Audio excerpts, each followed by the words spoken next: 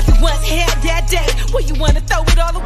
Yeah, you already know what this is. La Boricua Badass, the brightest star in the sky, the flavor gang leader, the greatest that beat the greatest here at Retro Bash 22. And you are with TNAIW podcast. Ladies and gentlemen, you are now listening to the Talking Nonsense About Impact Wrestling podcast. Cross the line in 3, 2, 1. What is going on, my Impact fam? Welcome to the Talking Nonsense About Impact Wrestling podcast, episode 108. My name is Geoff, and alongside me this week, we'll get into the details, but he is the true Chris Sabin to my Alex Shelley. It's Johnny, everyone. What's going on, Johnny? Hey, nice to see everybody. We love you guys. Love you guys. Love you guys. We have to release that video so we don't look totally crazy. But as you can see, obviously, he's not Max. Max will be in and out as usual, but we have some great guests lined up that will be some recurring faces. And you might know him from our LOLTreeNA episodes, Season 1. Season 2 is going to come out rather soon. We're working on it, supposedly, every Tuesday. We're thinking about it. Yeah, we're pondering it. But it's Johnny. Johnny, tell him a little about yourself and what you've done in wrestling. That's my organic transition. Hey, yeah, again, thanks for having me. Excited to talk some Impact, catch up on the show. I just enjoy wrestling, and I'm a wrestling photographer. I've been doing it for 15 years, based out of Virginia. So I shoot the local shows, but have dabbled in Ring of Honor, shooting shows for them, covering shows on a national level as far as like do Slam Sports in Canada and the flagship locally in Virginia, just like WWE, Impact. I've covered their shows. So it's just I try and consume any and all wrestling and photograph it while I can, so I get the best view in the house. And go to Waffle House with Raven and Claudia, right? Yeah, an occasional shuttle driver. Right. Well, what's really cool about Johnny being here, not only is the credentials there, not only the TNA history there, but I've known Johnny since I was, 15? Yeah, man. 15? Late high school, man. Yes, sir. 21 years, just turned 36. 36 years old. But what's really cool is that I've been watching most of TNA, or now Impact, with Johnny throughout its history, off and on for Johnny, obviously every day for me. But what's cool is that he has kept up with the product for the most part, but not on a weekly basis. So this is his first time in a bit. So we get that outside perspective, which is really cool as well. Yeah, I do look a little different Parkside. Parkside's on Millard. What's up? Yeah, man. He's a little different. He's too busy. Oh, no, the Steelers won. I can't even joke about that. I don't know. Max got some work, so he'll be in and out. But this week we have Johnny, and next week we'll have Lucha joining us. And if anyone out there is interested in being part, we have some dates available, so hit me up. Maybe you could be the next Johnny here. But I want to thank you guys. Numbers aren't big for us in general, in more ways than one, but we didn't get into this to grow us and our fame. It's to grow Impact one fan at a time, one friend at a time. So we thank you for watching and making episode 106 in our top 10 episodes of all time, which is really dope. Thank you guys for that. And the continue love your show and all the other shows, including GoGoPowerRankings, which I'll plug right now because it's time to get into that, with Datila and Bert every Tuesday, 7 p.m. Eastern, 4 p.m. PST. Check it out. They go over the Power Rankings, which you're about to see, give their take on it, and tell you how you can join the Power Rankings. So without further ado, actually, let's jump to that. Here's the Power Rankings. Check it out.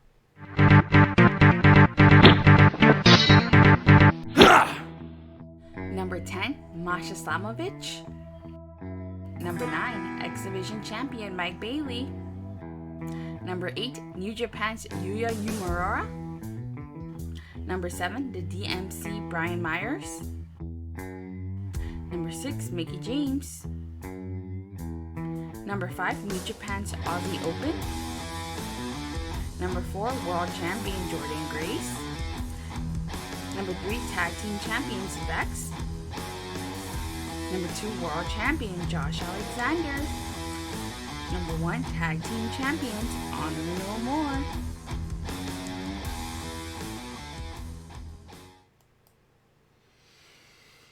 All right. Okay. So there's our top 10. Some new faces on there, obviously from via New Japan. Your thoughts, Johnny? You obviously watching it for the first time. Did those people stick out to you? I think I mean, it's the current roster on the show. I think something that stood out to me was that, Mickey was a bit high on the list, perhaps. I don't know her current standing as far as going for the title contention. I know she's on her last rodeo, so that might be why the maybe popularity shot up. I don't know how she may have compared in previous weeks. Yeah, no, about there. Before that, she was gone for a bit, So this last rodeo, as you mentioned, is her new shtick, and this is the first stop on it. Was a local talent, so I see that. Obviously, beating a local talent, is that better than whatever number 10 did? I don't know. Who was Masha? Well, actually, Masha did nothing. She's on there, but if you guys want to make your voice heard and you speak of the devil, there's Datila in there. I see Io in there as well. Hey. Actually wondering if the football was going to take a dip, but thank you guys for joining us. If you do want to make a difference, write at BertMac11 on Twitter or at TNAIWchannel. Talk to Io, who's there as well. Io kills it on our Twitter. Obviously, is the one that is getting these videos for us, man, in the beginning, which shout out to Tasha for that dope-ass intro. We'll try to have one. We will have one every Sunday before Bound for Glory, so there's another one. And I forgot to hit up there. There's my sign of the week, guys. It's the Split Face Bullet Club, Ace and Bay. I don't know if you could see it that well, but showing some love to them. But as I was saying, if you want to join the Power Rankings Committee and make a difference, hit them up, hit us up, and we'll get you started. It's really easy. Keep us on mute, watch the show, vote your top 10, and peace out. That's all it takes. And because I got to get better with hitting the graphics, that was us talking about Power Rankings, which you can watch every Tuesday, right here on the TNAIW channel. All right, Johnny, let's get right into the show. T-Hughes 1990. What's up, Gary? What's going on? All right, Johnny in the building with us. So we always start with BTI. But first I want to say one for obviously the people joining us right now live here on twitch.tv/TNAIW channel. Get those numbers up, by the way. We're supposed to be at 108, right? This is, once again, a perspective of someone that's not avid, watching it daily, not watching it weekly. But we were talking about it off air, and we were talking about the different markets, and I was speaking to Dallas, and I wrote a tweet about it, even though someone shit in my cereal as soon as I posted it about numbers. What we're doing here is, yes, we're not going to grow overnight. We don't have the benefit of having the fan base that will openly admit and go to these in local market, or people will give them a try based on name value, right? We're not there yet. So going back to these same markets and adding 20 people, even though it's in the small number, I think what it does is it might not draw the quality or the quantity of people, but it's definitely drawing the quality. And I thought this crowd was really good and really into the product, which is good to see as well. So, but with that being said, the first thing I want to know from you, Johnny, because we're going to get right into BTI. I'll actually hit that first. Iceman Intel, I got big question marks because I don't really know if he taught us anything. Maybe so if someone can help us out there in the chat, I don't know, but Iceman gave some intel. The next up was on the beach. On the beach, yeah, he's always on the beach. For the past 6 months he's been on the beach. Next up is Crazy Steve versus Shane Taylor, but this is the first moment where you hear our new commentating team. Obviously you might have heard them popping in and out, obviously Matt Raywalt and Tom Hannafan. You've seen every iteration for the most part now, at least peeped an episode or two within those. How do you like the commentating team? I'm good with it. I think Todd was a big upgrade, personally. Tom, sorry, yes, Tom. Todd Phillips. Right. Yeah, Tom is a great addition because past commentary teams, because they've constantly went through those transitions and I wasn't a fan of Matthews on the Impact side. I know, yeah. I was good with him at one point, but when it came to Impact, it was just very, just came across very by the motions. I remember you saying that before. Yeah. So there's an excitement now, I think, to the team, and like I think Matt, like I was familiar with his work when he wrestled, but I think it's a good pairing. Like it makes me excited about the product, and I'm not distracted by the commentary, and I can just focus on the wrestling. That's the key there. The distraction, it flows, it adds, it does. It's another layer compared to taking away or underperforming, and that's not a slight. It just sometimes that's what it felt like, and I really like. I like the combination, and I think Tom adds a bit of love for the history, which is really nice. So, but yeah, so I wanted to know that, and then want to know your familiarity with Shane Taylor. Are you obviously he's a free agent now. He was an ROH towards the end. Well, not towards the end, but when maybe you weren't too familiar with it as much. But he takes a loss here against Crazy Steve, but he got a nice pop, which I was cool, happy to see that. The crowd was familiar with him. Helps that we have the Honor No More fans there. But your thoughts on the BTI match here? Yeah, I'm familiar with Shane as far as just by name and like Shane Taylor Promotions. So I always had the impression that was he part of was it a group? Yeah. Or is that okay? So, and yeah, the pop that he got, I was just like I didn't know, I hadn't processed as far as like what market they were in, but that makes more sense, obviously. Was he from the area, or you're just saying like they just had a lot of Honor No More fans that? No, there's anybody. There's I think twofold. I think there are some. They don't really show the crowd. They're more showing them now, a little bit more now that we have some passionate fans. Little clusters. Yeah. But some of those clusters have some people I haven't seen before. But then there's a group of Honor No More people who have rocked with Impact since Honor or ROH was respected, being on the show, and it's been pretty cool actually. Yeah. But Crazy Steve picks up the win here. Part of Decay, one of those appealing groups that I don't know about for you, for at least for when their music hits, their entrance comes. It's something at least puts you in the moment, right? It makes you pay attention, which is cool. So yeah. Now on to the show, to the main show, Impact on Access TV. We had the debuting Aussie Open picking up the win here from Bullet Club. Get Bay again, getting the pin here. I know what you guys will say, but can't control everything, right? But I thought this was important for Aussie Open to debut and get a win. There's no shame in it. They're tag team champions of New Japan Strong. I like them. They have a British invasion feel, and it's not just, obviously they're from Australia anyways, but it just kind of the pretty boy and then the gruff guy. I dig the concept, man, and it felt like, I'll wait to that on the New Japan side. But it felt like these guys can be, this is a reference to the avid fans here, but Finjuice when they came in, I really like that. New Japan giving us a tag team that they're fond of, want to see what they could do more of, and I thought this was a nice example. Yeah, so this is obviously their debut, but I'd seen Aussie Open more in trios as of late. But yeah, really, I think it's a really good showing. Thinking of match of the night, I was really for it being the first main show match, it drew me in. So I personally thought that was match of the night. Just from the athleticism side, it's just some of that stuff that Austin was pulling off. I wrote it. I mentioned the athleticism, but I forget what particular thing. I was just like, holy crap, that was amazing. But yeah, that's a good strong team, I think, to bring in, and the fact that they seem to be. You have to win your debut. Yeah. You don't always have to, but I mean, it's a good idea. It's a good place to start, not being losers, and right? So at least that's the respect there.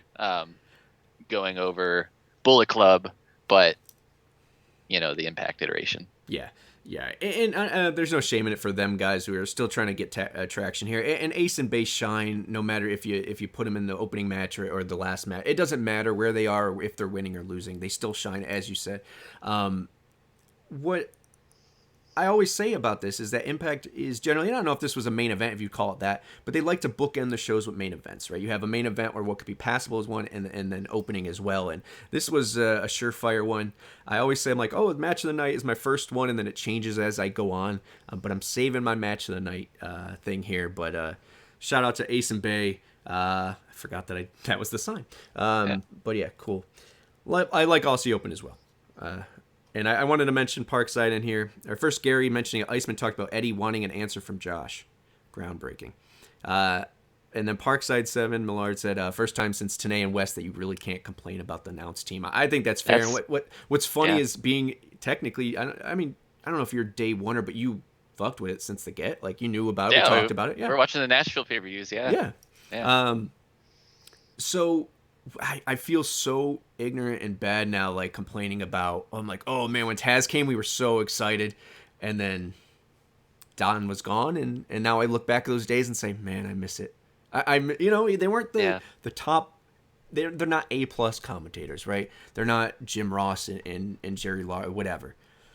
But they had that same, you tune in, they're there, that love it, like they're your family. It was, you know, and all the excitedness, yeah, man, excitability, like West, you know, coming in not really knowing what the hell's going on, but it's that, and I mean, think of like what McAfee's kind of doing nowadays, right. Like, you know, it's that fresh outside perspective, right? Not that, and Impact doesn't have that nowadays on the team, but that's fine. Like, it's right. They're polished and not offensive, and exactly like I think going back to like the different commentary teams, this is probably like I enjoyed Taz and all. Like, who was he teamed with? Look at my dick. Tenay, yeah. He's with Tenay, right? Okay. Yeah, he's with Tenay. And then then Kennelly, then Matthews. Yeah, I think the Kennelly part is where I started falling off, and I don't like, not to blame him, but having to line up. It's all Todd's fault. That's the Todd you were thinking of.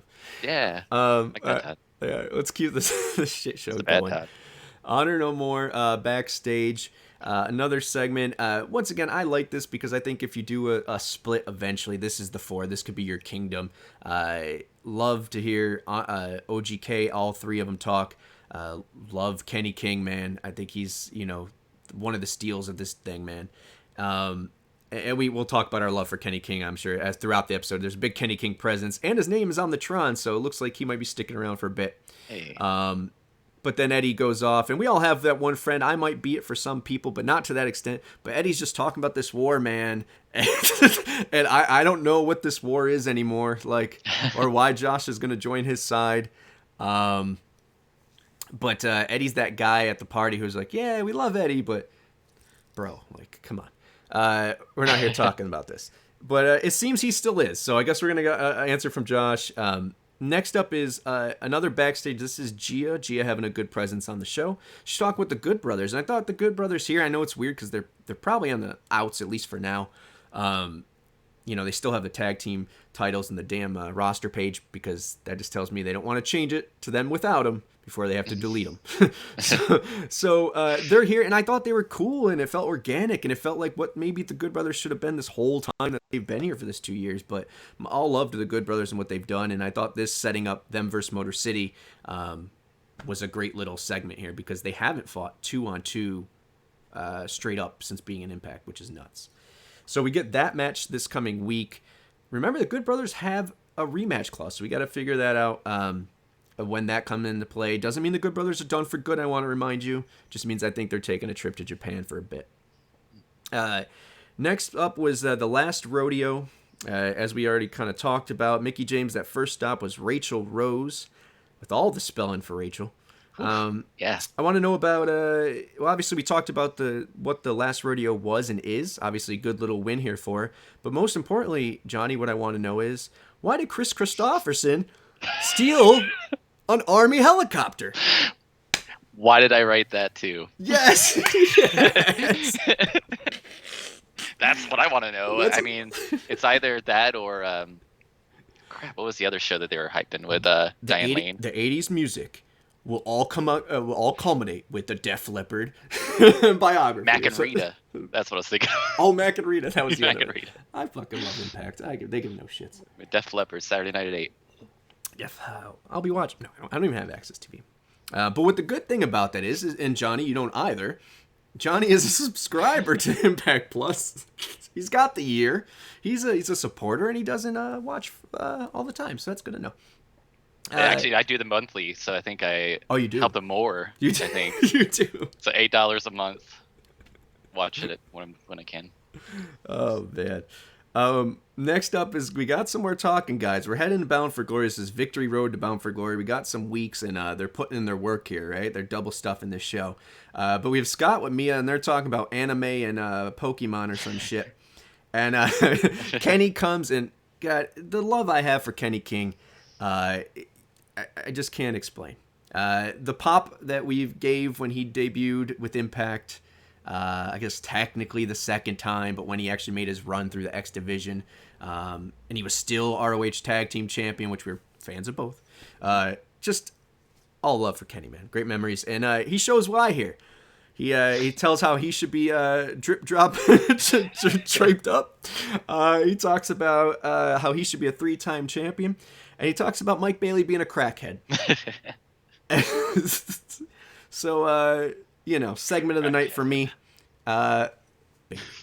But Johnny, come on, man. And the Chippendale reference from Mia, and obviously Mia, we love Mia. We've seen her since the get, man. I talk about that on the show. I shot like her early matches. I know. Yeah. Crazy. SPW shit. 2009. Oh, even before that, yeah. Yeah. Wow. But really cool, man. I'll have to make a sign for her. Because I think what's headed with this, there obviously some stuff here. We're going to talk about it, obviously, in the match with Yuya and Kenny. But a little setup here from what Mia might be getting towards or heading towards. And for those of you who don't know, obviously, someone will allude to it later in the comments. But Mia's on her, she ends at Bound for Glory when her initial 6-month contract ran. I think this is home for her, but who knows out there, right? Let's keep moving, though. Let's get to, where are we? Oh, we are on Steve Macklin. First of all, there was Gio with Steve Macklin. I like the gradual growth of Steve Macklin here. Johnny, I don't know if you saw his work in NXT or know his history at all, but just seeing him on the first here in a little bit, I'm sure on the recap of BTI, thoughts on Steve Macklin and who he kind of gives you the vibe of or potential of? I'm not super familiar with his work, but I mean, because he was more in a group before. Is he just on his own nowadays? I don't know. I don't know what his trajectory is personally. Very Punisher-y. If he had a cigar in his mouth, he'd just be like I'm alone kind of thing. Right now they're doing something with Moose, which is take it or leave it. That's right. Yeah. But it puts him in that caliber for us, that Sammy Moose caliber to me. The DMC title, which we'll talk about, I feel like should be US IC for us. Right now it's a European TV title, even though the lineage is good. So for me, I would love to see him take a mid-card run and then world. But I know I've overstretched before and said I feel like he's the ringmaster right before Austin became. But he's not going to have that Austin growth. But he has that vibe of I go in, I don't care about anyone else. I'm going to go, do my thing and get out. But very solid mid-card US IC could be main event. Okay. Yeah, that's where I feel. Now, obviously, you didn't see a match, so I guess it would be a weird question to ask based on a promo. But yeah, I guess we'll save our analysis of that for later. I think he was wearing a black T-shirt. He was wearing a black T-shirt. That's what I know. All right. It's usually got a skull on it. It's like Punisher. Oh, okay, yeah. He's been to war, kind of shit. Next up was the debut of Yuya Uemura. Am I saying that right? Uemura. Uemura. Uemura. That's what I'm sticking with. All right. That's my story. I'm sticking to it. He defeats Kenny King here. We have a little dustiness here, a little sprinkle of that dust. We get Mia coming down and kind of, I won't say causing the match, but making her presence felt. I think this, especially with Kenny really deserving X Division shot. There's something in Scott's words to him earlier about in that promo we just mentioned about, next week I'm mentioning or gonna announce something about the X Division. You might want to take a year or two. I could see Mia doing something like that, staying out of Knockouts division for her little bit here, and maybe she re-ups. Hopefully she does, and maybe go for Ultimate X or whatever this outcome is, because that it's intergender, that title. So would be pretty cool. I want to hear your opinion on Yuya as well as the match, and then I got a little thing to say there. Yeah. Let me see. Yeah. So obviously, Mia had the interference. I think it's a strong debut.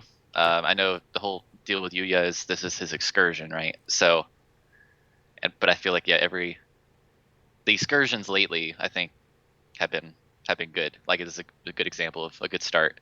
Yeah. Because they haven't always been. So it's a nice strong start. Although the finish, is. He got the win, and I guess Mick King looks strong too, depending on his trajectory too. But nobody looked bad in it, and the right man went over to get started. For sure. What I would have said on it, honestly, is they didn't need that dusty finish or whatever you want to call it. I'm going to keep calling it that because there's something we're going to mention later.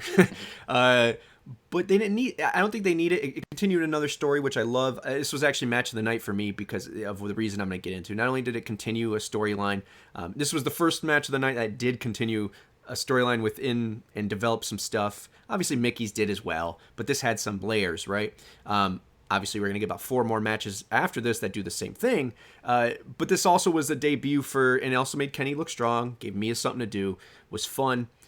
And the point I want to mention is, and you hit on it, is the excursion. Look, we had an opportunity with the last go around with the excursions of New Japan talent. And this guy right here, and that's what I was going to say. I don't think we needed it. Now, let me finish that statement. I think he could have went over Kenny, and I wouldn't have been complaining. And I love Kenny King, but this guy looks like the real deal. And obviously he dropped the Black Lion's trunks, right? Young Lion trunks. This guy looks ready. He's their next ace. And for them to trust us with him says a lot from where we came from that last ordeal, man. Obviously the writing's on the wall as far as, New Japan coming in a little bit more, having more of a presence, but them also expanding. It was announced just recently that they're expanding to Australia, New Zealand area, or to that region as well. So they're growing. They're going to want their people to have a place to wrestle on TV, not just on Strong. We obviously have a good relationship with them, and I'll touch on the AEW stuff later, but I don't think they have the best feeling about one-on-one Tony and them. They like the business. I don't know if they trust the man or the business that he runs. And that's pro wrestling. I just think that's facts. I've been a defender of Tony on here, so I don't want to hear any of that shit that you guys say in the comments. But I think this is New Japan showing a lot of faith in Impact. Yes, you could say, oh, they want it on a smaller, whatever, sure. But to give this guy a run with Impact, a guy that you consider the next ace, and now he's on the roster page, mind you, so it looks like he's here for a bit of a run. I'm stoked about this kid. It's a sigh of relief for me who, I thought we were in good company with New Japan, but obviously did do Forbidden Door. Didn't know if they were going to give us back, some guys, and they did in a strong way for me. So, match of the night for me. And personally for me, having been like a lapsed fan, there's a lot about this episode so far that makes me excited about, making the time to watch it. So that's always a plus. Yeah, for sure. I mean, I think that comes down to a lot of it. We both love wrestling. I think I would watch every show if I had time. But right. You just make priorities. You just have to choose. But this definitely is for someone who's, once again, same with BTI. We have 88 minutes. Can't put on another show right now. So to have something for someone like yourself to come back, refresh themselves with what's going on, watch a match in the process, and then be excited about the trajectory of this company based on, oh, wow, New Japan's cool with them again. Like, cool. Oh, this is, they got some ROH. It's nice little, it reminds you. And here's a reminder to not complain about overbooking or whatever, because the main event, the flashback moment of the week was Bobby Roode defeating Sting with that, oh my God, that planned it was, I think. Yeah, but then why would they show it? No, why would you plan that? So why would you plan that? Ow. Dusty finish, man. Yeah. Can't let Rude go over cleanly. But that was their flashback moment of the week. Could it be because of Sting? Probably not. I think it's more that Bobby Roode is a micro brawler that you can buy now at Impact. Yeah, I heard about that. Shopimpact.com. Also, Tasha, who did our intro once again. Thank you, Tasha. Buy her merch. Bay, #1 seller, ironically, and Trey. So go buy those guys. Bye. But that was the flashback moment. Next up was Sammy glitching as he does, talking Barbed Wire Massacre. We talked about a little off air, so we won't go too far into it. But what was the first half of the promo gave you the vibe of what, Johnny? Like, so I know his history, for the most part, by himself or with partners, but the thought process is that he's feuding with these dudes, and he's just kind of going it alone. Right. That was the thought process, even though I was fighting it in my head. Just like, why is it 1-on-2? Right. And so the organic, I don't know. Do you think this leads to Moxley? Obviously, Moxley has to go back and do some run with AEW under the circumstances. At the same time, he was meant to go for a little bit of a break. At the same time, when his year rolled in, he said he would be all over wrestling. Is there a possibility? You're more of an AEW guy, obviously. I don't watch, admittedly. So is that a possibility, or am I overthinking here? I think it's possible. I mean, because what's Impact's? I mean, wait, it's for the pay-per-view. So I mean, that's easy enough, right? Well, the thought is that if it's Barbed Wire Massacre, it's going to be the 2-on-1, or not 2-on-1. It's going to be a 3-way, and then that maybe we get a save. Maybe I know there's a lot of talent that's going to be kind of rolling in right after Victory Road. So it's really weird because Victory Road happens, and 2 weeks later is Bound for Glory. So could he debut and then be his tag team partner at Bound for Glory? Then we have a 2-on-2. A lot of people suggest it, and I'm like, but these promos feel like it's half 1 foot in, 1 foot out. Like, maybe I have friends, maybe, I don't know. And it's just, like they're keeping the door open, like, I don't know, play it by ear. Or he's just fucking with us. Or maybe they just don't want to make any firm plans, because, yeah, who knows? Yeah, who knows? Who knows what happens in the world of wrestling? Next up was VBD, and they're going ham. They're in a field, and they got violence. They want V for violence. Did you count how many times they said that? No, I didn't. Did you? I did. Yeah, 24 times. 24. Yeah. Is there something to that? I that's why I counted. Oh, did you? Yes. And how many people were there too? That's 12. I think they're about 12. Yeah. Oh, I don't know. I just made that. I guess that was just a loose count. But okay. Is there something on the 24th that we should look up? Victory Road? No. So for those obviously who don't know, we'll talk about it once again. Speaking of buying merch, go shop Impact. Joe Doring shirt, man. All the proceeds go to him. Yeah. And his second fight with brain cancer, man. See Mick Foley doing a one-man show for love for him too, and we'll talk about it more. But because he's on his own path, obviously, Eric is. It looks like he's going deeper into violence, and Diener's made the choice to go with him. 12 altogether as well. It's 12-24. I love the little things Impact does like these with the vignettes. It's different. It capitalizes on, once again, we don't have the biggest budget. We don't have the greatest whatever, but creatively speaking, it's something different. And it's like, oh shit, I didn't see this on another channel or another show or another wrestling. So for that, I like it. Your thoughts, besides counting the... Right. I mean, yeah, you mentioned it looks different. It plays into the whole, like, when you watch Impact back, they're advertising their show as the commercial while you're watching it. So as I'm watching, I'm just like, they mentioned like the I guess the athleticism, but like the drama side, and I think that really plays into how Impact's different, because they have these recorded segments that are strictly for the dramatic, side, the cinema side of it. Yeah, the cinema side. Production has really taken a step forward in some attributes. We talked about audio off air. It's still my gripe doing interviews during show, or talking over things, but they'll get it together. I see someone in there saying CYN, the control your narrative thing with EC3. Look, if there's any time for EC3 to come back, especially with Braun going, he's got to do the states and the tours, but this dude he's Impact. He comes in, he's a surefire championship contender, even if what you think about EC3 or his talents. I just think his history here does that. So this would be dope if that is alluding to it.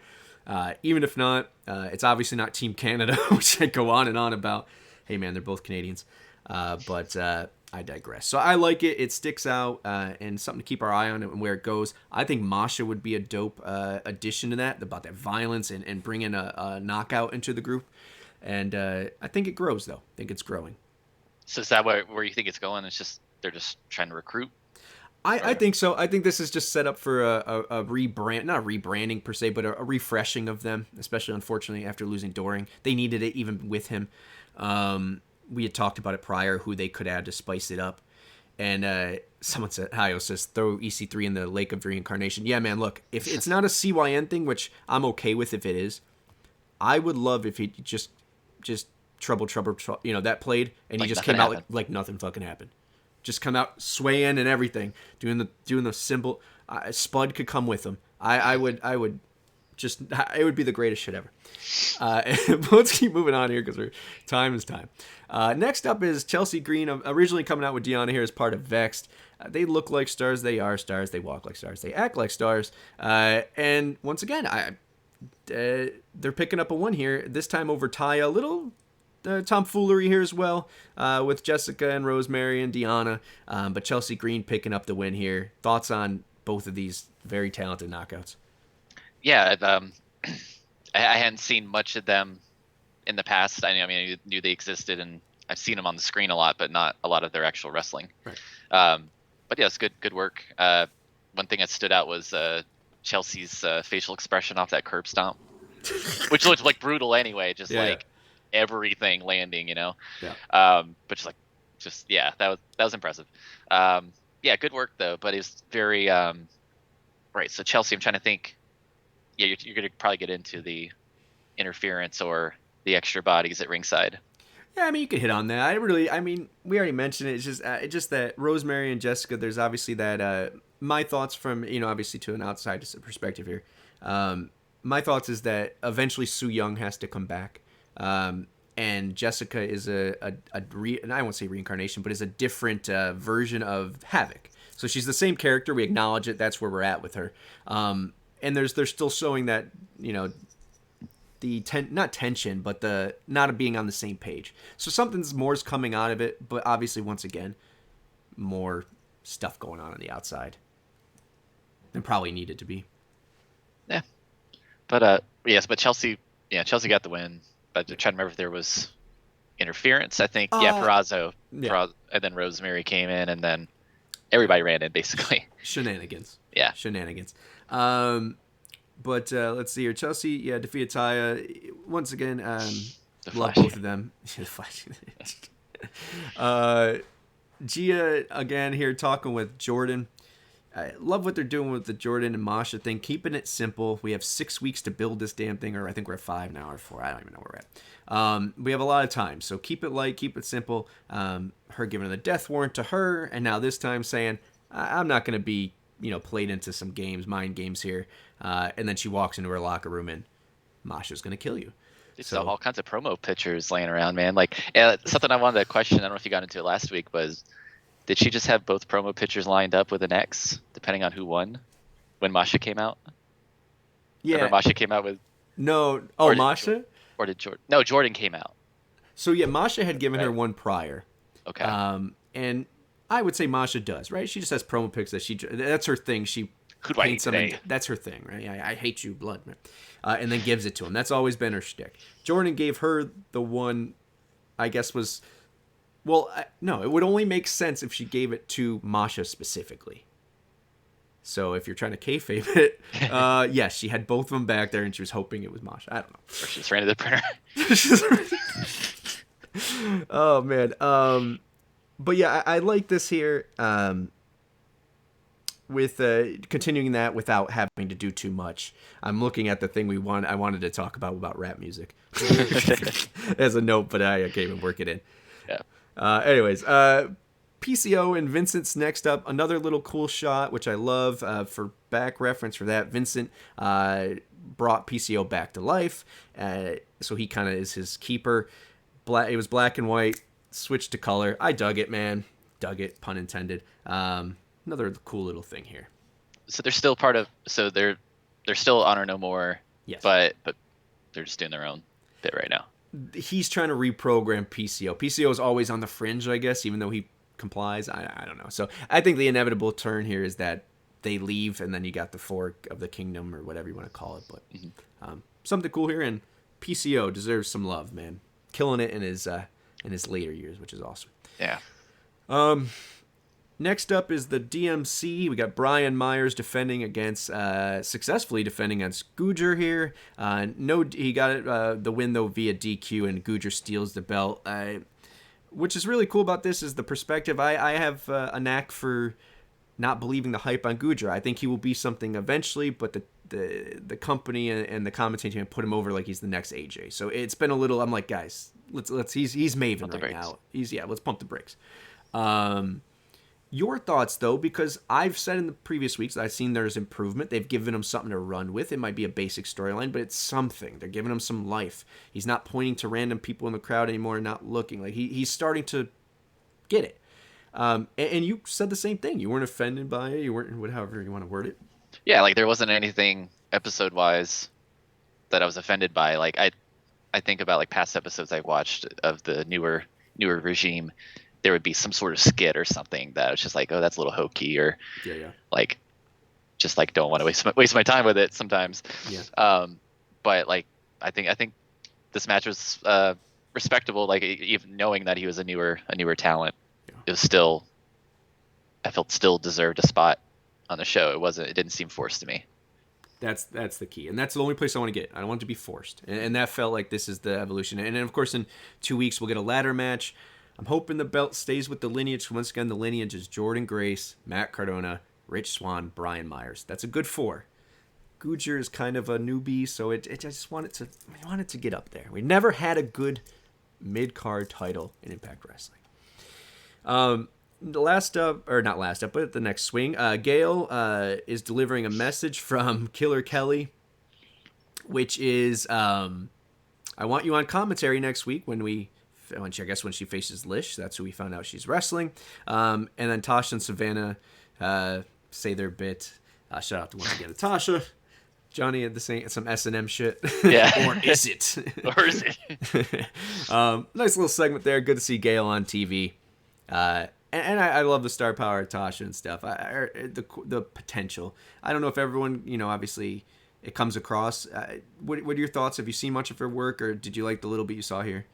Bought into it. Right, like it's good.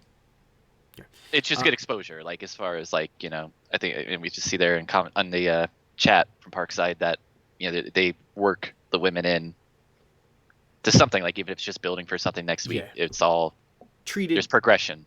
They exist. And it's treated like it's a segment for the men, which is I know sad to say in 2022, but hey, come on. But yeah, man, I thought that was nice. Great to see Gail. Love Natasha and Savannah. Next up was a little Myers and Gujar. He wants his belt back. He does get his belt back. Scott steps in. That's where we get the ladder match in 2 weeks. Looking forward to that. I don't read spoilers. We are spoiler free here. But it looks from all accounts that it's a great match. So that's cool. And then Eddie Edwards, a little more shenanigans here. Mike Bennett coming out for a little distraction, but he defeats Heath and oh baby, literally. I can't make those signs. That's next level thinking. Shout out to that guy, sign guy. That's WWE guy, right? The guy who's Hat Guy. Hat Guy. I think he was on a flip phone at some point during the match or during the show. That's no offense, but old school. I mean, maybe he's taking pictures at least. I don't know. I like the LeBron James. Yeah. Look at that. You got this. Eddie beats Heath though, and then of course it leads to we get the Eddie said now he's done with this piece of shit. He's ready to talk to Josh. He wants his answer because Josh makes perfect sense to be part of Honor No More because of all his years in Ring of Honor. Or is that not the point of this? I don't know. Free wants him for his war. Josh says no. This is where we start getting the build up for Bound for Glory. It's been a little bit slower, which I liked because once again, 6-7 weeks of it. We don't want just Honor No More attacking Josh. But Josh stands up for himself. Heath comes back into play. The rest of Honor No More comes besides PCO and Vincent. And then Rich Swann comes to help. It leads to what we're about to get next week. Rundown of that real quick.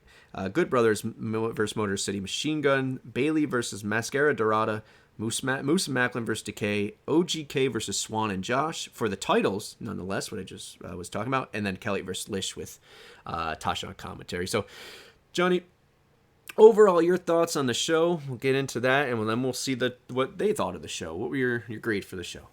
I like a 1 to 5 kind of deal. Or... We threw A through D, A through D. B. I'm just for me just to give you whatever. I'm a high B, mid B. I thought it was a quality show. There was nothing, as you said, there was nothing offensive on it. I wasn't cringing at anything. Of course, some things we need to touch up on, but overall, I thought this was a nice pace setter for Bound for Glory.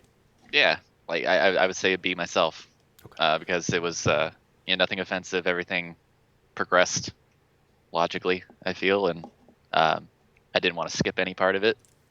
That's a good It would have been really easy, but I just kept it on. 88 minutes of television. And I thought, well, BTI as well. But yeah, I thought it was a good, solid episode. It was one or two bangers away from being a higher for me. And it didn't have like that. And there were some really good matches, but I didn't feel like there's anything that was like, oh shit, I got to write home about. But what did you guys think? That's most important. Tweet. You guys rated 62% an A. B 32%, and then C 3%. Okay, fair enough, depending on your grading it. And then small D's. Come on, guys. Come on. No, there's no chance. If you watch this, It's a smell. small D, very small D. All right, Johnny. Let's keep rocking and rolling. We're gonna talk their ears off. Let's get to hot topics. All right. I got some for you guys, and as I always say, as long as you come straight at me with them, you'll get great answers. But let's be kind for the most part. And of course, once again, it does take a lot of nuts to put out your feelings and comments out there for someone to potentially shit on. So I thank you for all those who comment. But with that being said, we only got a few today. We only got a few this week. So make sure you comment. First up, here's the two. These aren't comments. These are just people who had bought the Joe Doring shirt, supporting him, man. Michael Osborne at Ozziewald ordered, which is awesome. Don't know if you guys watched the show whatsoever, but Dave Revolution as well ordered mine. Love Big Joe and happy to support him through this time of need. Also a cool-ass shirt, which it is. It's awesome, guys. Do the right thing. Yeah, it's a little pricier than a normal shirt, but it's for a great cause, covers the cost, and then gives him what he deserves, man. Sure. So love, peace, love you guys. Awesome. First up, Gary, who's in the chat, just actually wrote there. Josh keeps dissing Heath. Yeah, I know it's something to keep an eye on. D'Lo Brown will be missed, but he always seems to come back to Impact Wrestling, so hopefully he does this time around too. Johnny updated you a little bit on this outside of it. We're preparing for the Treehouse. We talked about it as well with Lucha. But D'Lo was backstage. He was commentating for a bit. He was doing some things with Aces and Eights and that little stuff on screen, but also working his back as talent relations. Opens up a spot there. I think that's what's more about this than anything else. That little breadcrumb. There's no. It's amicable. And it ironically happened the day after the AEW scrum happened. So quite possible maybe he's getting a paycheck and help put some law up there. I don't know. But once again, it's going to be a loss anytime someone that has that knowledge leaves. But I feel like there might be a potential for a new talent relations person to come in here. Opens door for that. We obviously have Lance Storm and Tommy Dreamer. But, this Jeff Jarrett and Conrad Thompson thing just seems a little too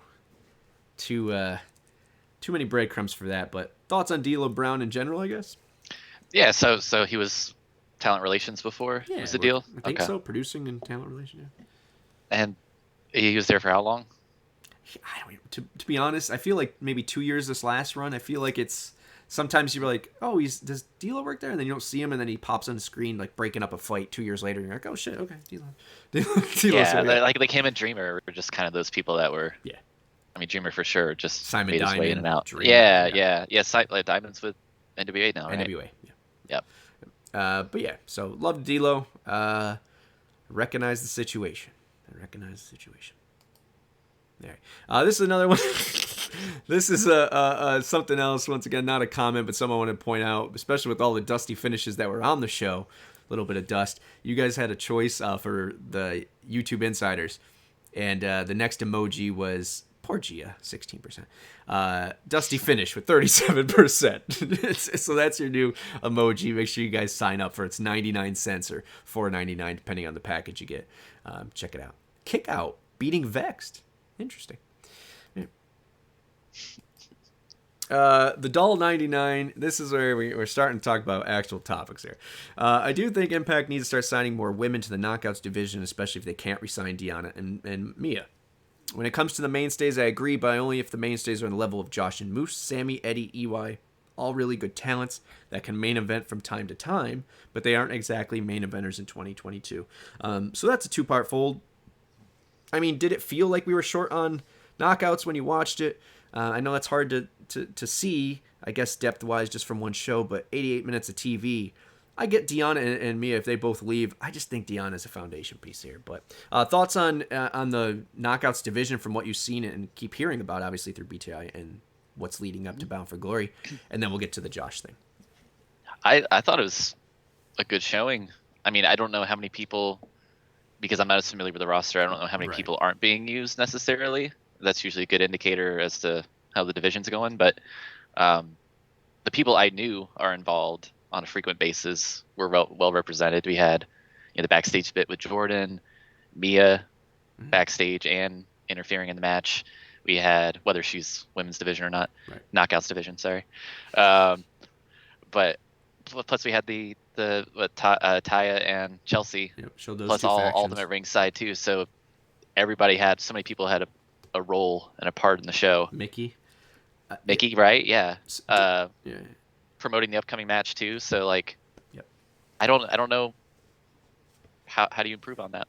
Yeah, they do a great job of using it, and there are some people still that weren't, like Masha wasn't on the show, but she's still on the show.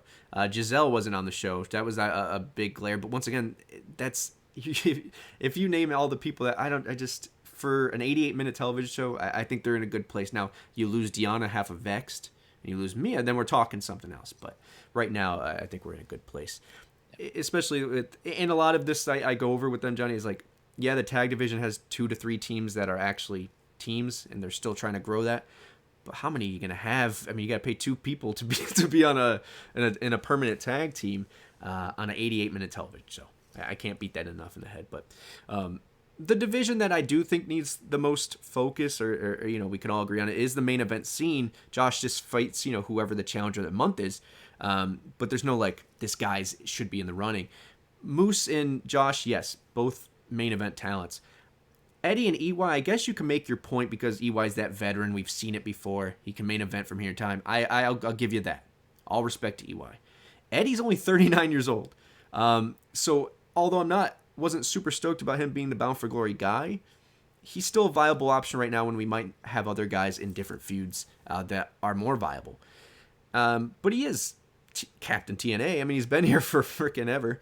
And then Sammy, that's the one I super can't agree with. I think Josh, Moose, and Sammy are all on the same level as far as character, buzz, and all of that. I just feel like they're all them 3 are on there. Do we need more? Sure. But thoughts on the main event scene from what you saw in this episode, I guess. I think the main event scene right now is probably a lot of like Honor No More extended in a way, because I mean, we got the tag champs as well, so I'm sure they're gonna probably be filtered in or can be mingled in there too. So I don't know if I saw. It didn't seem like a bloated roster, and maybe that's just what I'm used to. That's just like there's so much being thrown at you. Yeah. I feel like they're managing who they have, it's like refreshing. Respectively. Yeah, like you don't have to keep track of a whole lot. Like they're all interwoven in some way. Yeah, at least that happens with factions anyway. I mean, they do a great job about putting people in factions so they can use them easily. But they do a great job of that, and obviously there is no one really sitting at catering for the most part. Could people have bigger wins and be elevated? Sure, but and Parkside is saying I saw rumors of people coming to Victory Road right after. That's true. I don't think it's going to be main event. Well, here's the thing. I talked to you off air about it. I just feel like there's too many breadcrumbs for Aldis to come back. Mickey doing her thing, him being a little bit away from the NWA, him having his stuff going on here, and then putting those Brutus Magnus promos or vignettes on Twitter. There's got to be something there, man. But I think he's someone who could come in. EC3 is a good thing. I don't think, guys, once again, no matter if you want to agree with me or not, we just don't have the budget to be swinging on I would hope we could swing on a Bray Wyatt, but we can't swing on. And on top of that, besides for Bray Wyatt, there might not be any main event guys out there that you could throw big bucks that are really going to make the change overnight for Impact. It's just not going to happen. Same with the markets. Going back to the markets, we're building upon the building and building of this rebirth and rebranding. That's actually, I think, more so in rebranding coming up more soon, but I think there's some pieces out there that could help. Shane Taylor, I think it would be a viable option. I don't think main event scene, but I think he's someone in that adds depth. There's some ROH guys, is the rumors, that aren't being used right now, that could add some depth. There's people that we got to look at out on the fringe that can just add depth. I don't think we're going to find that overnight star. We're going to keep building from within and ride with, Moose and Sammy and Eddie and Josh. I still think we have Taven, who I think could be elevated eventually long term. I think there's some people we have, Ace eventually, that could be elevated long term. Macklin. But I don't think we're in that bad as a position as people say we are. But there will be some people coming in Victory Road or at right thereafter. And I still firmly believe, especially with the planning of Aussie Open, the development of the relationship with New Japan, it just makes sense if Josh retains and Ospreay comes out. We did it with Omega and Jay White. It didn't lead to anything, but if we did that at Slammiversary a couple years back, I think this could be another moment. That'd be good. Yep. Erico Mendoza, new commenter here. It's always been the plan for Impact to keep a couple mainstays and just keep the revolving door rolling. Yeah. I said this, I think, a couple weeks ago with Max, or maybe it was last week. I don't know. You have 8 mainstays or so. Budget grows. Okay, we had 2 more mainstays. Budget grows. You had 2 more mainstays. That's how this is going to be built. I'm in for the long ride. I'm a TNA fan from the get. I'm a Dolphins fan and I'm a Knicks fan. So guys, I'm used to getting abused. I'm okay. I'm okay with the patient play here. Next up, Gareth Holloway has this question. Speaking of knockouts, Impact Wrestling needs to produce another Knockouts Knockdown pay-per-view, which was a successful venture for them, with talent from the UK and Japan featured as well. Thoughts, Johnny? Your initial react or thoughts on that? Would you be looking forward to that? Yeah, I'd be down for that because I'm sure there's a lot of unsigned talent that would be represented. Throw it on Impact Plus, do one of the specials that way. Yeah, I think it definitely. It only would help them see who gets the most excitement, and then work them into the Knockouts division. Yeah, I mean that's a great way to look at it as well as who out of this group that we're hosting could be someone who's permanent. And I feel like that's what we did with Honor No More as well. Is we were hosting them, who is gonna mold into the locker room and fit in and whatever. And unfortunately, it seems to be most of them that stayed. So yeah, would I be excited about this? Yes. Would it be a great talent scouting thing? Yes. I think the last one was great. I think Impact has always been tag teams, always been X Division, always been knockouts. So this would be another way to feature it. I think the cool part about this, besides giving, because we like to partner with outside companies as well, I think that's the cool part about this, is that you could easily partner with something in Japan, be it Shimmer or whatever. Is that in Japan? Is that? Or what's the big one in Japan? Yeah, Shimmer, yeah. Shine. No, Shine's, Shine. I think. That's here, right? That's here. I don't know. That was, Shimmer's here. Shimmer's here? Yeah, it's a Prazak thing. Oh, yeah. And Shine, I think, was... Help us out in the chat. Like the FIP of... Like ROH FIP. Well, what's kind the of like that offshoot. What's the one that New Japan works with now? Yeah. Stardom? Stardom. I think you're right. That looks how much we know, guys. Awesome. All right. But Stardom. Thank you, Parkside. But either way, I think the long game here, and we've talked about this off air as well, not this time, but prior, the long game for the WWE and what they want to do long term. And I think they want to do a World Cup. They want to do a Super Cup and invite whoever will take the invite to come play.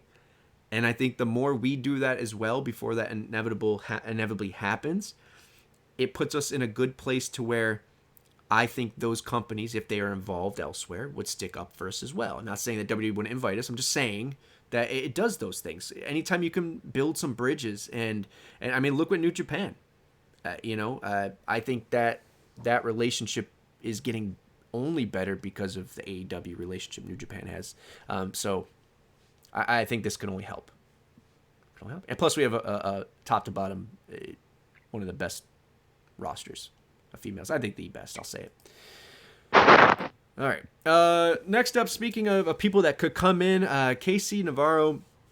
If I'm pretty sure I'm pronouncing that right, he had a little bit of a run and Impact, a little bit there, doing Explosion, I think it was at the time. Our old friend there, Gerard of Bodyslam.net, tagged us in this.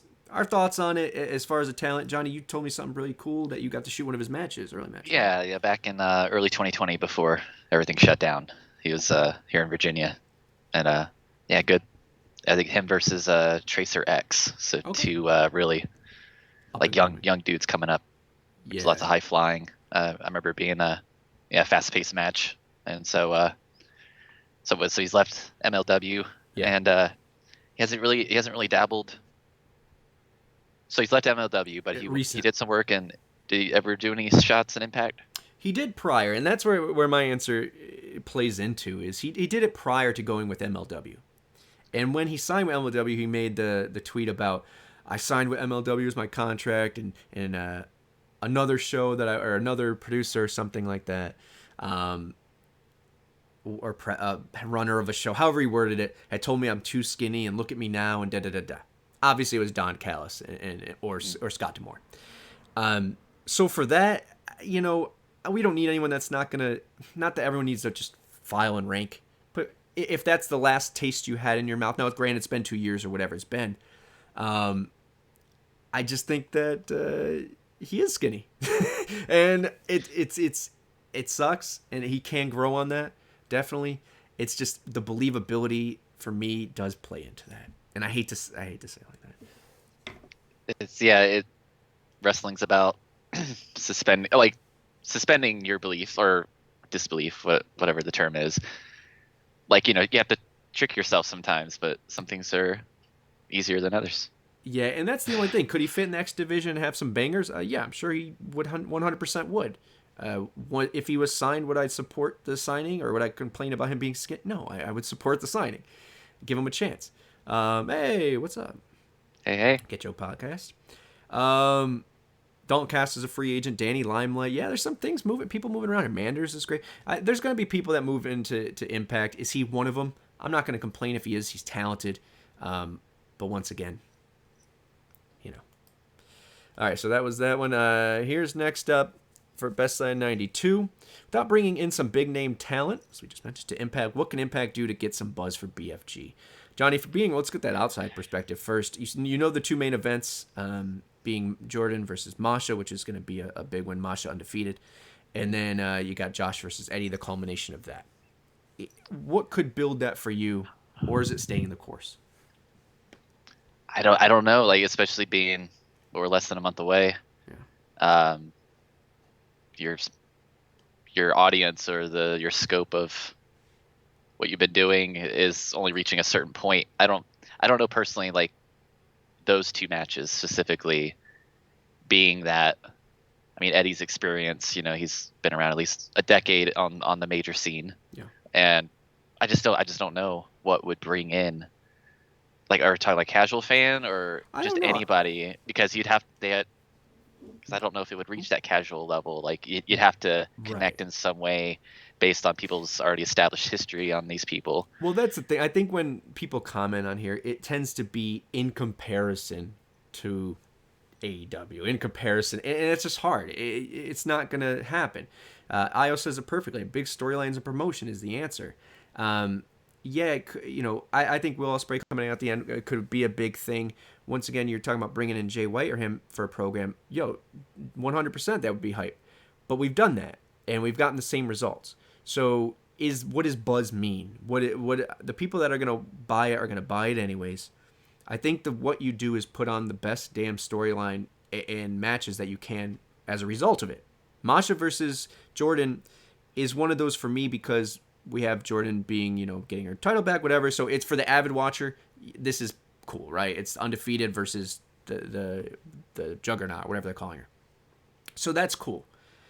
From an outside perspective, from an indie side perspective, Masha's a big name outside of there. She's wrestles in all over the country and puts on matches that Impact fans haven't even seen yet, as far as the quality of she's been more dominating in Impact. So I think that's a little bit They could do more of that with Bailey when he has because Bailey's another outside name that is now an Impact guy, but has rep outside.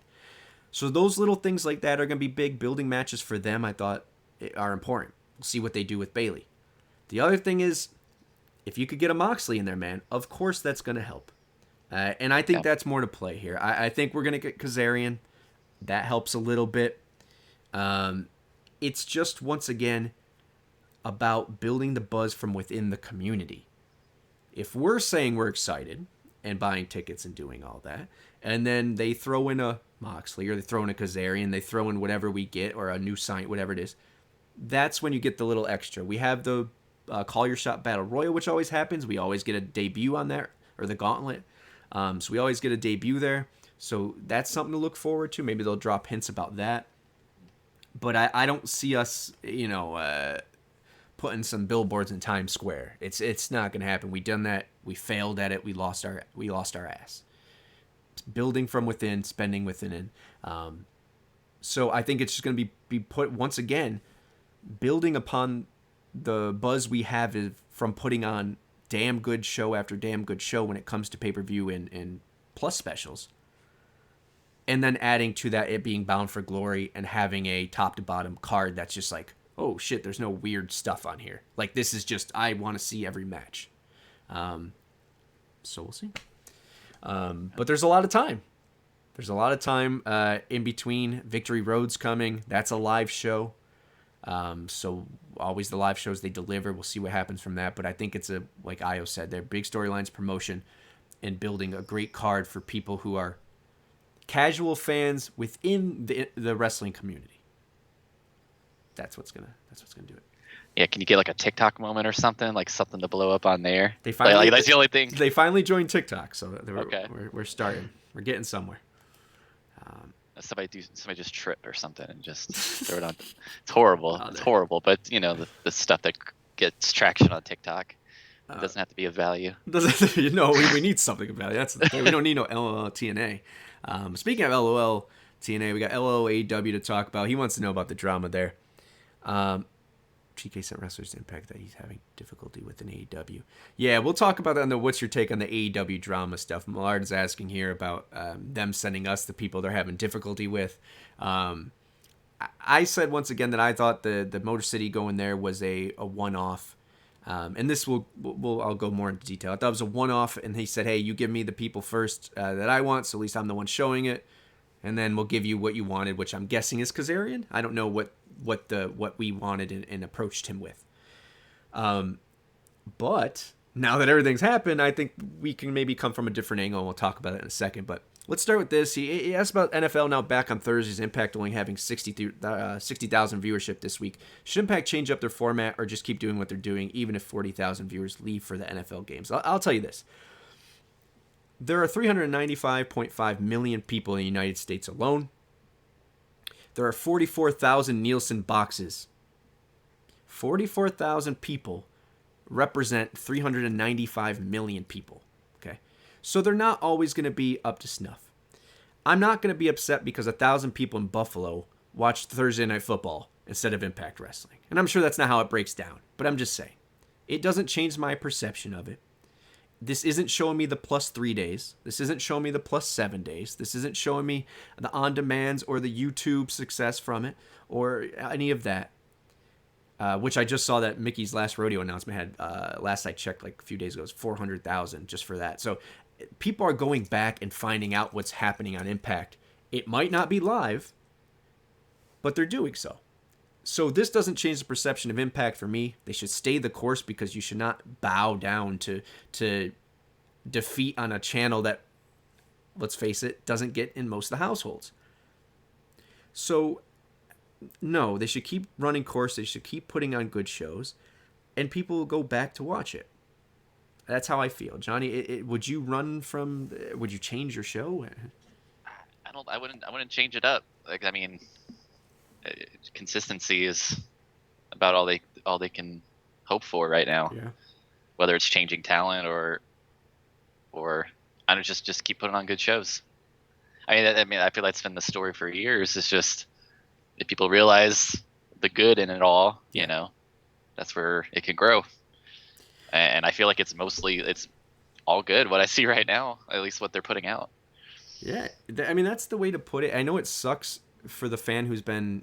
Well, I'm sure it's a younger generation. That's that instant gratification. We need the numbers. We need the victories. We need to be the number one. Once again, rocking since June 19th, 2002. I've seen some shit. We've been in a lot worse. And putting on great television or easily consumable product will catch up. And I feel it has. It's going to take time. It really is. We just... It's not going to be a one notion thing, because even if we did sign, say, Sasha, Naomi, Bray, all of them motherfuckers came here at once, someone would still find something to just shit on about Impact. And so what it really is proving to the execs of other networks that might want to buy first air rights, hey, we consistently put on a good product. There's no problem with our management. And that's not a shot. That's based on Impact's history. There's no problem with our management. There's no problem with our product. And you put us on, and at least you'll get 100,000.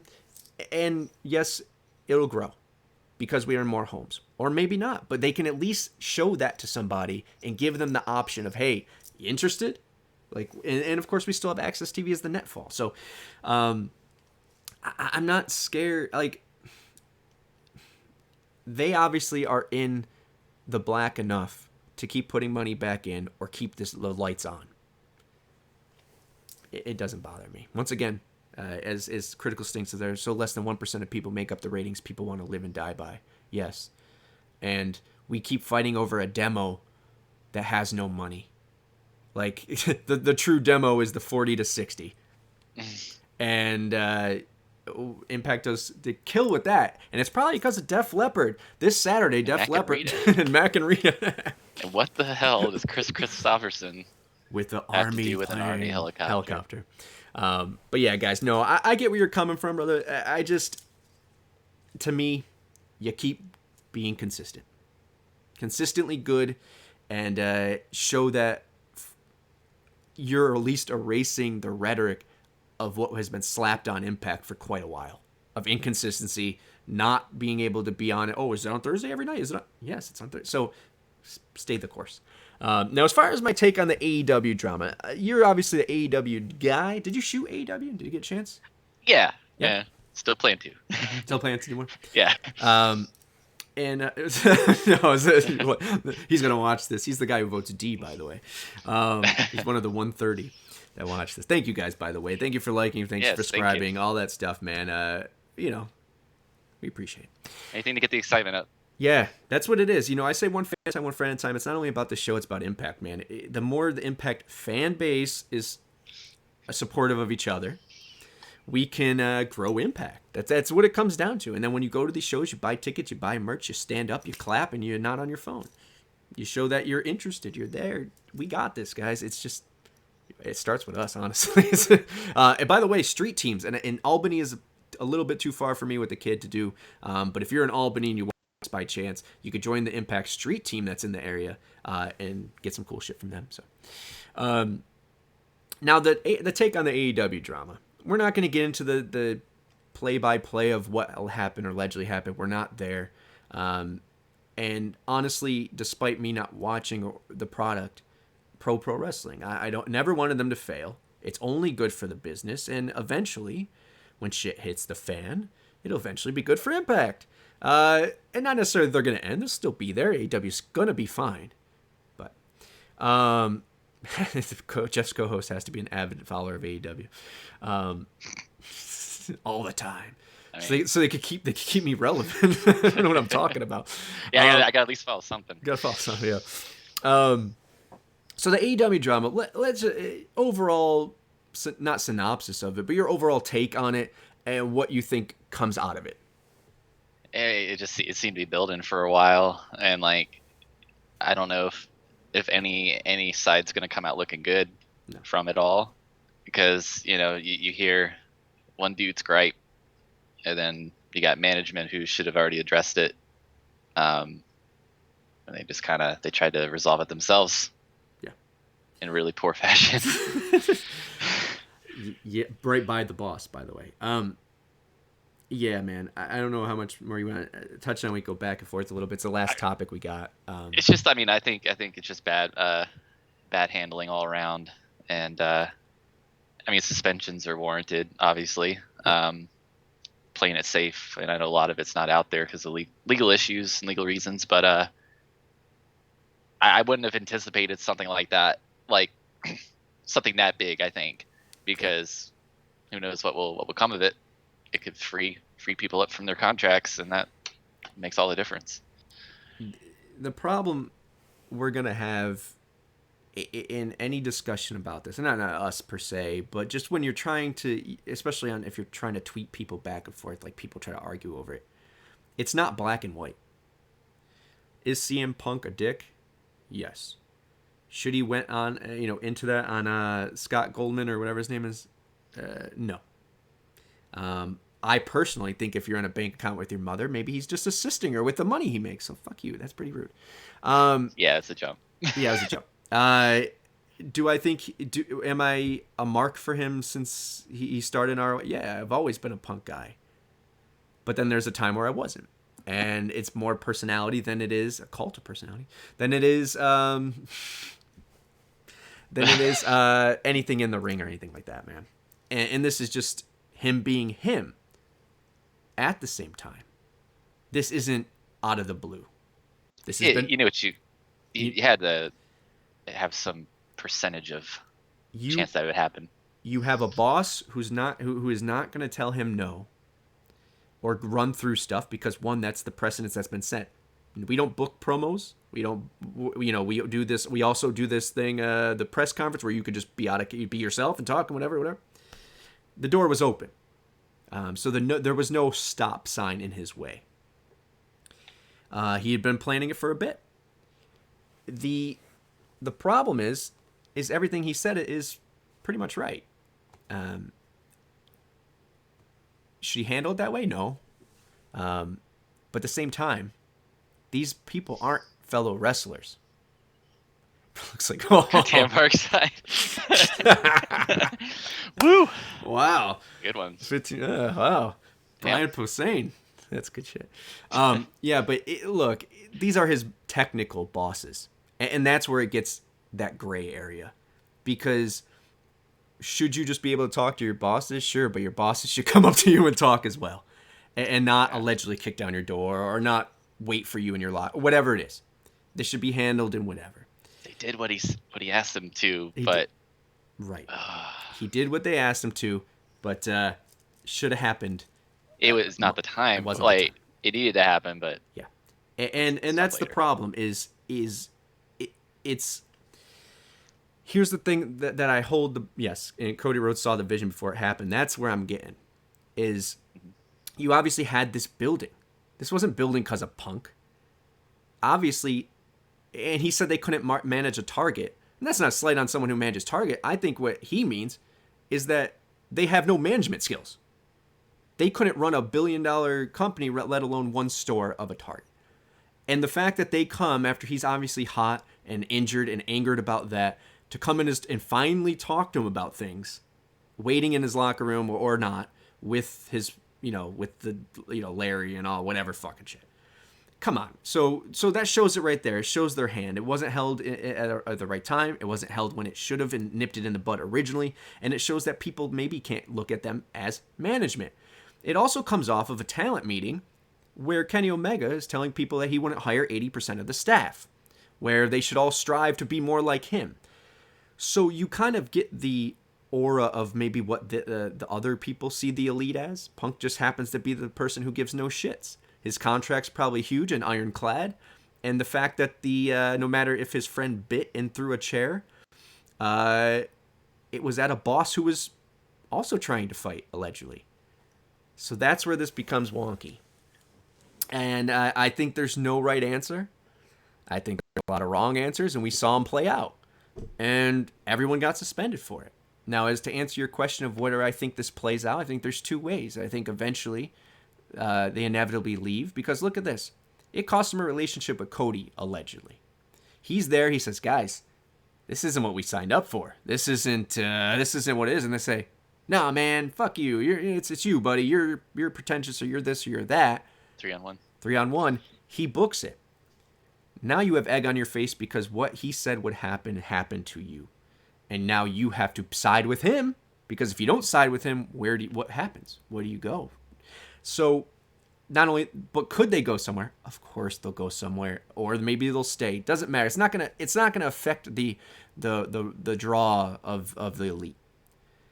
If I were the elite and it comes down to CM Punk or the elite in Tony's eyes, yes, you should go ride with the people that rode with you from the get.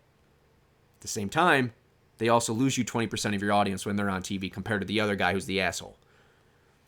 So you got to figure that out. You also got to look at who costs you more, because I'm sure Punk might cost, well, actually, I don't know. But I wouldn't be surprised if he cost what the three of them, at least, combined, or a percentage. So you got to play that out. That's for them to figure out. We're not behind the scenes. I wish them all the best. But if I were them, and this is not, I don't think it's me being biased. I think what I would want to do is go to a company where I can then prove and rub it in the face of the manager who just let me go, or whatever it may be, who took the other guy's side. I would go to Impact, and I would raise it to a level it has it, so you could say, look what we fucking did. This isn't your mark money. We did this ourselves. What will they do? Go to WWE and make a shit ton of money. That's what they'll do. But if in the spiteful, if they want to be spiteful, or they want to actually do what they said from the get, which is make a difference, which they already have. I mean, AEW is a success no matter which way you look at it. Could they do that again? That's a Tom Brady, Bill Belichick situation, I think, and it'd be pretty interesting. Hey, you don't want me anymore? That's okay. I'll go over here and still do it and prove it wasn't you. I'll prove it was us. And I think there's a possibility for that. So. Parkside, you said, would the Bucks and Omega stay if they didn't have backstage power? I don't think so. No, I think that's the draw. I think they started the company with that already worked in. Yeah. I think if it's just like, hey, we got this company work for us, but we're gonna have it run by somebody else, they probably still would have joined. Yeah. But you're kind of, I think if they know or at least if they can still get their way, then they would stick around. Yeah, it's dicey. We'll see what happens. Would I love it if they came? Yeah, I would love it if they came. And the challenge of Don Callis just chilling in the background collecting his checks. Don Callis, yeah, Uncle Don. At least he got a different shirt. Didn't he have that pink shirt for the longest time? Yeah. Oh man, yeah. The Don Callis said the funniest thing that I've ever dissed to me I've ever laughed at. He said he was in mid promo when we were there. Lucha contestants. And he said, "Oh, nice tattoos, kid. Where'd you get them? Prison?"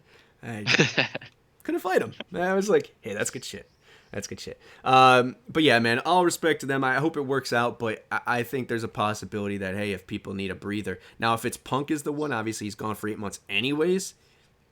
No, he'll never come to Impact, and I don't think we would ever. Not that we wouldn't ever want him, but why reach for someone like that who obviously, I won't say it's a cancer, but will air the laundry. So, well, guys, speaking of airing the laundry or doing laundry, that's what I'm gonna. No, I don't know. That's my transition. But I want to thank Johnny for being a part of this, man. John, you can see his Twitter handle right there. Add him if you want. Follow his beautiful photography, man. There's some really cool shots. We should put a package together to show off. And and if you write him, make sure you don't mention LOLTreeNA. But he will be back for season 2, 2 of that, coming soon, guys. Check it out. Johnny, anything you want to say before we? I appreciate y'all joining me. Hopefully, I added something to the conversation. And if it's one fan at a time. I mean, I've considered myself an Impact fan, even though I haven't been constantly keeping up, but I feel like there's a renewed excitement for it. So you put in your service too. It's not like you were just like, oh, I watched 1 week in 2010. We've watched since, yeah. Yeah, I've had a sprinkling of all the different management and different goals or approaches that they've been trying to to take time. over the years. Yeah. I also says the same. The great show, Joe. Thank you. Parkside Thank you. says great job, Johnny. Yeah, he'll definitely be back. We'll force him. If Yeah, he I hope doesn't. But thank you guys. Next up for us is GoGo Power Rankings on Tuesday, 7 p.m. Eastern. Check it out with Bert and Datila. See what they had to say about the Power Rankings. Thursday, of course, they keep killing it, man. They changed the format, but show them some love, man. Talking Bloody Nonsense are on episode 38. Nixon and Craig. And hopefully get one of them on the show too as a special guest. But thank you to Johnny. I had a lot of fun. Thank you. And thank you guys for rocking with us. Get up the likes again. Biggest number in quite a while on likes. And 350 is our goal for subs for Bound for Glory. I'm sure because I said that they're going to go down tonight. But make sure they go and help us out there. Get us to our small goal. Maybe about 350. Not 350. We'll see. For me and Brian Posehn 15 years ago. Goodbye, everybody. Goodbye. Bye-bye. Oh, turn in Impact next week, by the way. Great stuff. Good Brothers, Motor City Machine Guns, and tons of other stuff. All right, guys.